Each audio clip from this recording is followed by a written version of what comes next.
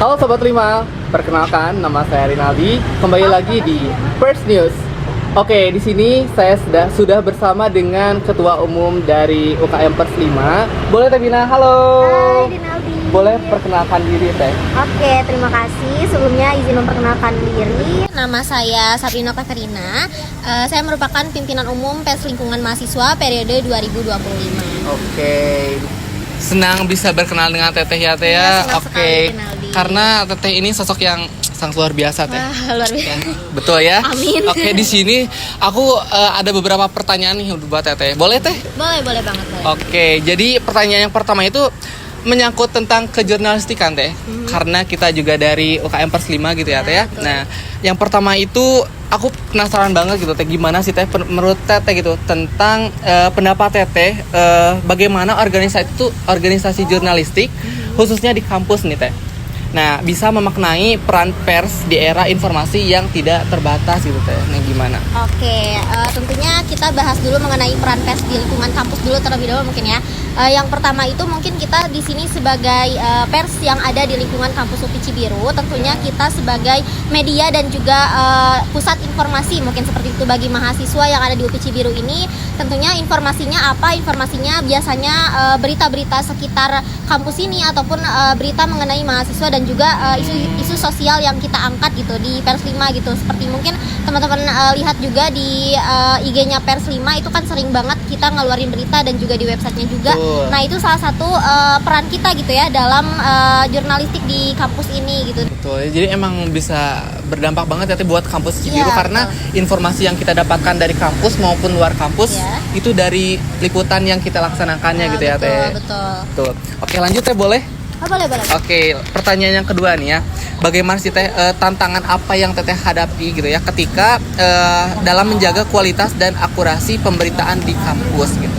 Oke, tentunya tantangan yang sering kita hadapi adalah bagaimana caranya agar kita menemukan sebuah fakta yang memang betul-betul yang harus kita sampaikan gitu kan. Kadang kita itu Betul. di lingkungan kampus tuh selalu ada berita-berita yang hoax ataupun menangkal banget, gitu Teh. ya. Kayak Iya, maksudnya betul. peran pers ini tuh sebagai media untuk menangkal berita-berita hoax yang ada di kampus gitu. Bagaimana sih faktanya tuh yang di lapangan tuh seperti apa? Jadi tidak semata-mata kita menyebarkan berita itu yang berita bohongnya gitu, tapi kita juga di sini mengolah informasi secara faktual gitu di lapangannya seperti apa. Jadi mungkin untuk tantangannya gimana sih teman-teman Pers 5 tuh bisa mengolah sebuah berita agar bisa menjadi berita yang objektif gitu, tidak hanya subjektif dan juga tidak hanya berita yang mengandung unsur-unsur yang bohong ataupun hoax gitu ya. Mungkin seperti itu Rinaldi. Nah, Teh tadi kan liputannya di dalam kampus gitu ya Teh. Aku penasaran banget juga nih tantangan apa sih yang Teteh hadapi ketika liputannya itu di luar kampus gitu. Kayak misalkan terkait isu-isu yang panas gitu, isu Iya, terkini. betul. Nah, itu kalau misalkan di luar kampus apa sih Teteh tantangannya ketika mempersiapkan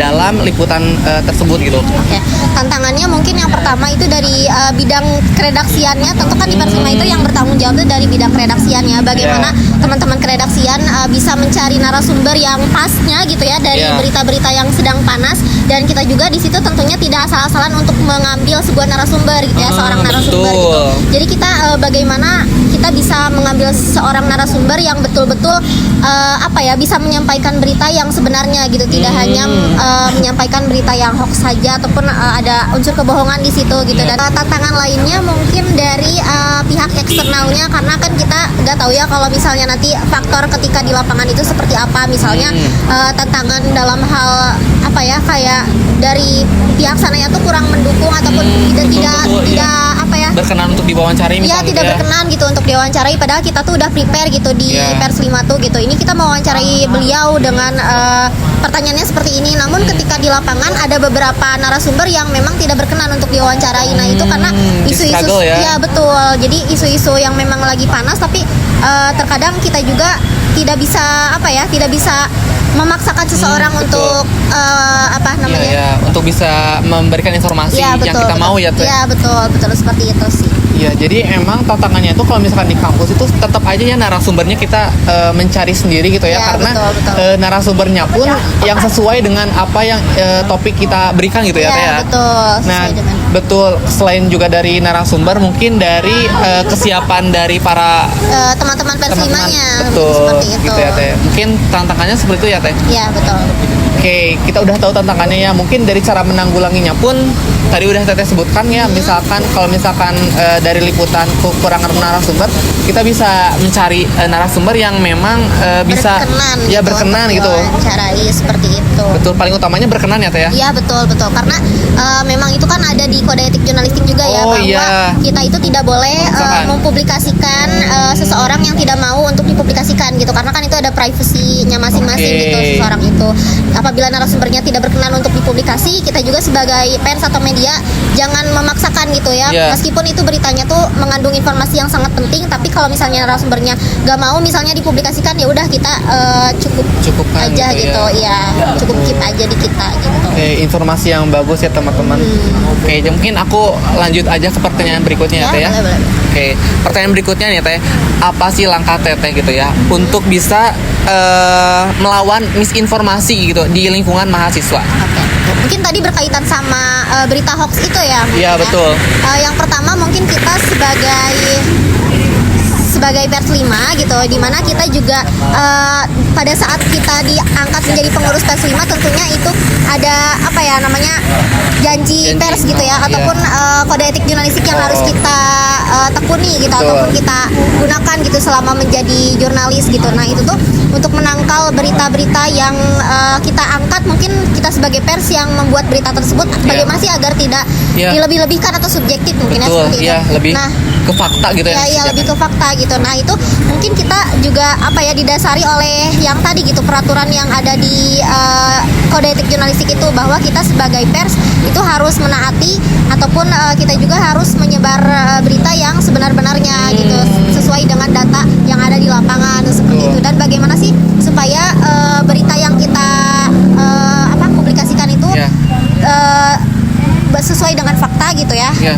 Yang pertama mungkin kita kan karena di pers 5 juga ketika mempublikasikan berita itu tentunya akan ada fase yang panjang juga gitu Ya, ya. Akan betul. ada Proses yang pertama ya. prosesnya produksi berita, lalu ada pengecekan oleh tim editor gitu ya, Ya. editing naskah. Nah itu di situ juga kita memfiltersasi gitu bagaimana berita yang sesuai ataupun bagaimana berita yang sesuai dengan faktanya seperti itu. Ya, betul. Dan mungkin untuk mahasiswa yang lain gitu, bagaimana sih cara untuk menangkal berita-berita yang tidak sesuai ataupun hoax gitu ya. Mungkin yang pertama itu ketika kita membaca berita tentunya akan ada data-data yang Ya. dilampirkan gitu ya. Ya. Tentunya pers 5 juga ketika menulis berita itu ada datanya dari mana nih, akan dicantumkan di lampiran Ya, seperti betul, itu, atau betul. daftar pustaka biasanya Ya. ya seperti itu, daftar bacaannya. Ya. Nah itu tentunya teman-teman ketika membaca berita yang ada di media sosial, tentunya kita harus melihat dulu nih beritanya itu apakah ada data faktualnya atau tidak gitu. Nah kita sebagai mahasiswa yang kritis tentunya kita harus melihat dulu itunya gitu ya ketika Ya, kita membaca benar. berita atau membaca informasi yang ada di media sosial ataupun yang ada di kampus ini gitu. Jangan asal percaya aja gitu. Betul ya. Jadi harus beneran sesuai fakta banget ya Teh ya. Betul.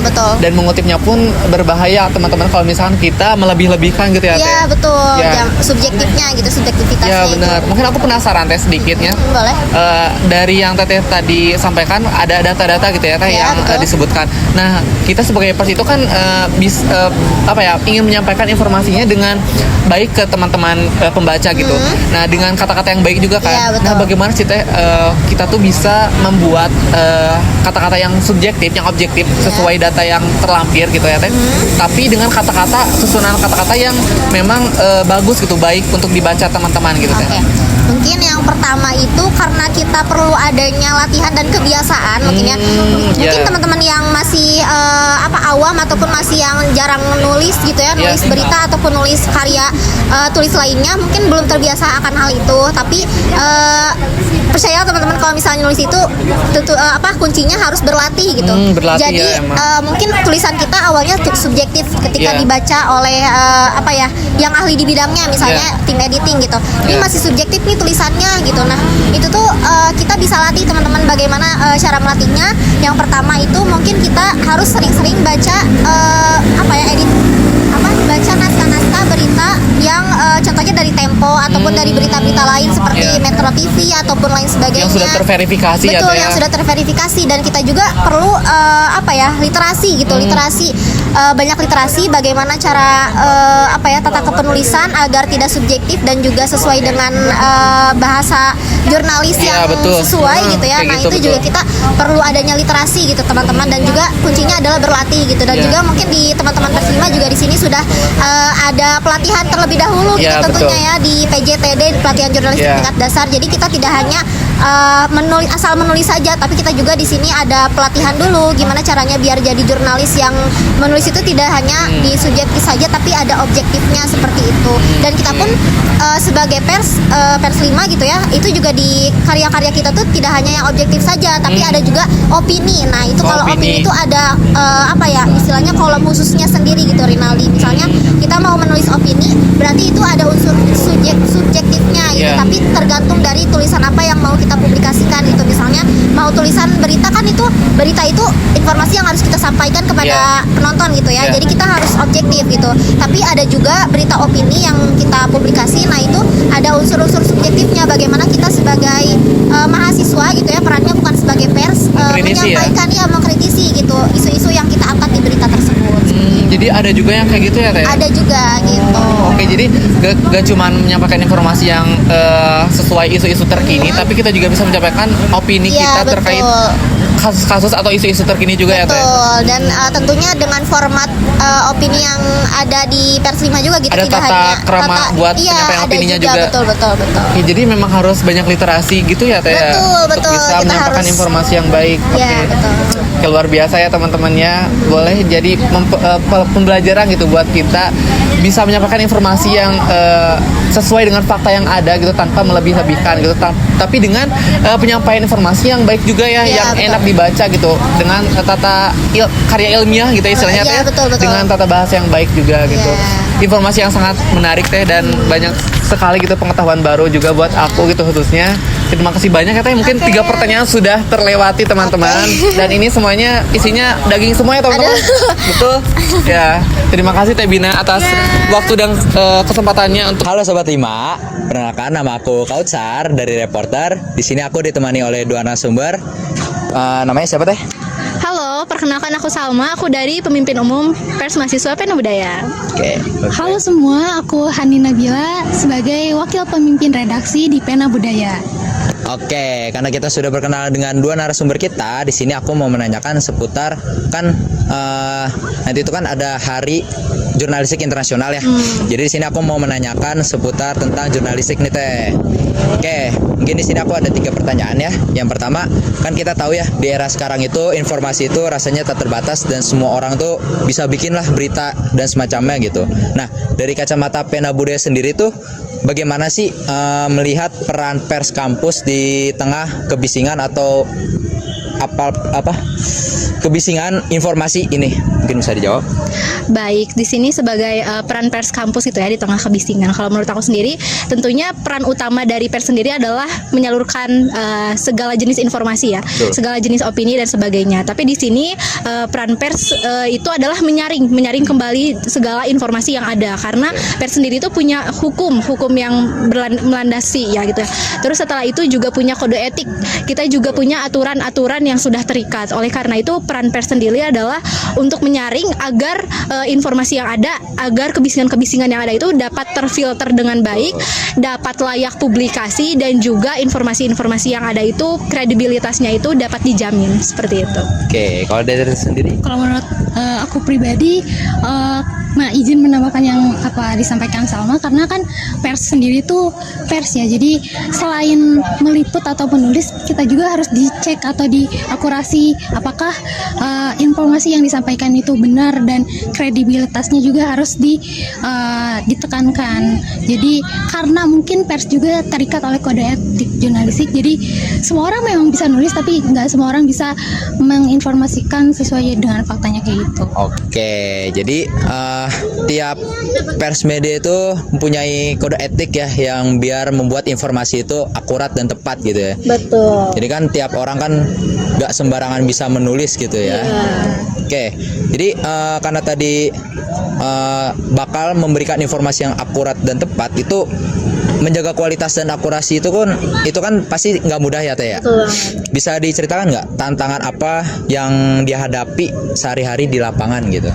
Baik, tantangan yang ada ya. Ini contohnya dalam meliput dan juga menulis. Yep. Jadi kan karena ya betul banget kayak yang Akang bilang, kalau sekarang tuh informasi itu ada di mana-mana, ada kebisingan-kebisingan dari berbagai arah gitu. Terus informasi-informasi yang masuk juga heterogen gitu ya, kayak gitu. Nah, dengan itu tantangan yang kita miliki adalah ketika kita menulis atau meliput, kita harus mengecek beberapa kali apakah sumber yang disebut itu yang kita ambil itu tuh kredibel. Terus kita juga harus ke lapangan, dan terlebih lagi ketika di lapangan, ketika kita meliput secara langsung, itu ada tantangan-tantangan seperti dari sumber daya manusianya, seperti dari tempatnya, bahkan dari fasilitas itu sendiri tuh kita tuh agak terbatas gitu, karena kan agak susah ya ketika kita harus meliput di lapangan supaya kita dapat menyediakan fakta yang memang benar adanya gitu loh, kayak gitu. Terus juga karena media-media informasi itu banyak, jadi kita juga harus ada di posisi yang kita tuh memang tepat, kita tuh memang netral gitu loh, kayak gitu. Jadi itu sih tantangan-tantangan yang aku rasa. Oke, kalau dari Teteh sendiri? Kalau menurut kami sebagai redaksi yang turun langsung ke lapangan di tengah informasi yang masif yang datang dari mana aja, itu tuh menjadi suatu hal yang membuat kami ini kalau tulisan tuh harus dicek berkali-kali untuk mengecek apakah kredibilitasnya itu benar atau akurat atau enggak. Dan juga tantangannya ada di narasumber juga sih, kalau misalkan karena kan kalau untuk tulisan sendiri tuh agak riskan untuk misalkan narasumbernya ada yang nggak mau dikasih tahu dan lain sebagainya, kayak gitu sih. Jadi emang untuk menjaga kredibilitas emang kami harus dicek berkali-kali, kayak gitu sih. Dari penjelasan yang tadi ya, yang gimana cara menjaga kualitas dan akurasi itu, kan kita tahu ya hoax dan misinformasi di lingkungan mahasiswa itu kan cukup mengkhawatirkan ya. Nah, itu ada atau apa langkah konkret yang bisa Pena Budaya lakukan buat melawan hoax ini?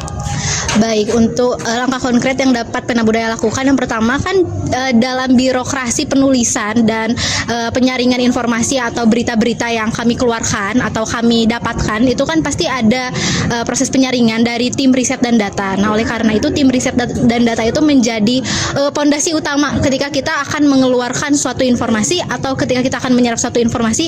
Itu riset dan data itu melakukan riset apakah memang informasi-informasi yang didapat itu benar adanya atau masih perlu kurasi-kurasi lagi. Lalu selain itu, langkah konkret dari pribadinya masing-masing sendiri menurut aku adalah perbanyak membaca berita gitu ya, perbanyak wawasan apakah memang isu-isu yang kita angkat, isu-isu yang kita dapatkan itu memang benar adanya dari berlandaskan pengetahuan yang sudah kita baca, yang sudah kita lihat, kayak gitu. Terus kita juga harus banyak berjejaring sih, jujur itu mungkin kadang orang kurang menotis itu ya, kalau berjejaring itu penting, karena dengan berjejaring kita juga dapat berbagi informasi, dapat bertukar pikiran, sehingga itu juga dapat menjadi salah satu faktor ketika kita menyerap suatu informasi, sehingga kita tidak dapat dikalahkan oleh hoax atau informasi-informasi yang kurang akurat, begitu.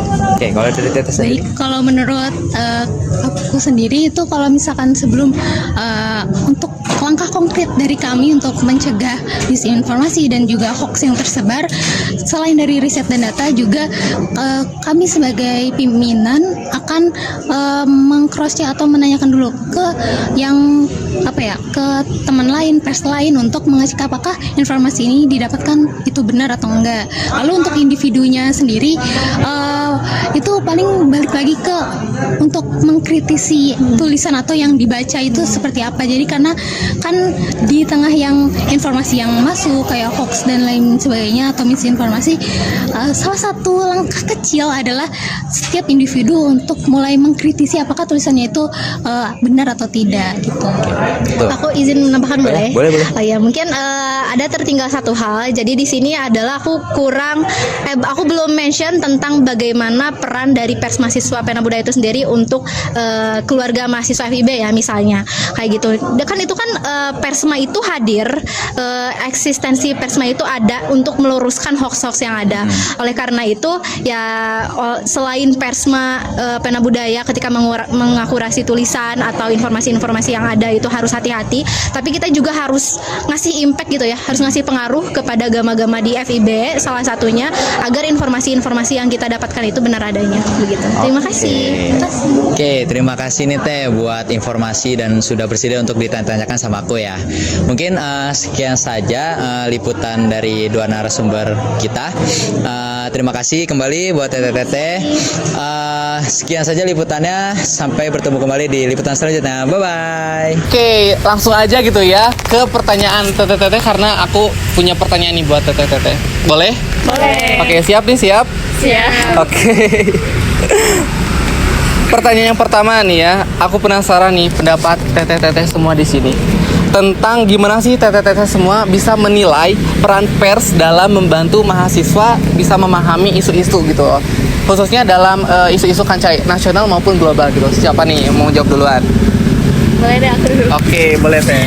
Baik. Kalau dari aku tuh belum terlalu ngerti gitu ya tentang pers, tapi yang aku tahu itu kayak menyebarkan informasi gitu ya secara cepat gitu ya, yang dimana mahasiswa itu lebih apa ya kayak udah sering digital, jadi dimana tuh serba cepat informasinya, jadi kita tuh harus tetap apa ya kayak berpikir kritis tentang isu-isu yang sudah ada, jadi kita tuh jangan sampai kayak langsung apa ya kayak menerima informasi itu secara langsung, tapi kita tuh harus mengolahnya juga. Mungkin dari aku itu. Oke, mungkin dari Teteh lain ada nggak? Apa dicukupkan? Cukup. Oke, langsung aja ke pertanyaan kedua ya. Pertanyaan kedua tetap sama gitu ya. Bagaimana sih Teteh semua apakah merasa gitu informasi dari media itu masih dapat dipercaya? Gimana nih? Boleh. Kalau menurut aku untuk yang disampaikan di media itu ada yang dipercaya sama ada yang enggak gitu ya. Karena sekali lagi kita itu harus bisa untuk menyaring informasi gitu ya. Jadi kita emang harus memilah-milah gitu ya, dari mana informasinya. Terus kalau misalkan informasinya juga kayak ragu-ragu, kita juga bisa mengolahnya lagi gitu ya, betul? Oke, mungkin gitu ya pendapat kurang lebihnya pendapat Teteh semuanya gitu ya. Terima kasih banyak udah meluangkan waktunya gitu ya. Tadi udah kerekam ya. Oke. Makasih banyak. Oke, boleh terakhir saya hai dulu buat tes 5. Terima kasih. Sampai jumpa.